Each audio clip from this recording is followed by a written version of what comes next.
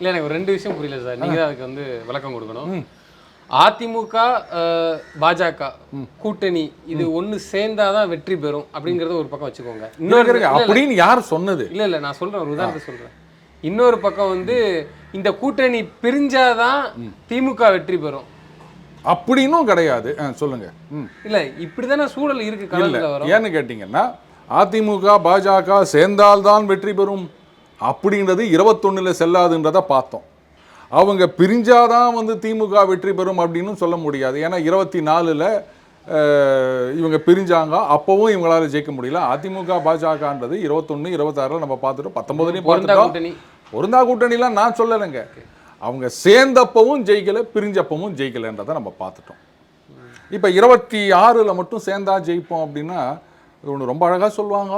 ஒரே காரியத்தை ஒரே மாதிரி திருப்பி திருப்பி செஞ்சுக்கின்னு ஒவ்வொரு தடவையும் வேற வேற ரிசல்ட்டு வரும் அப்படின்னு எதிர்பார்க்கறது புத்திசாலித்தனமா அப்படின்னு சில பெரியவங்கள்லாம் கேட்டுக்கிறாங்க.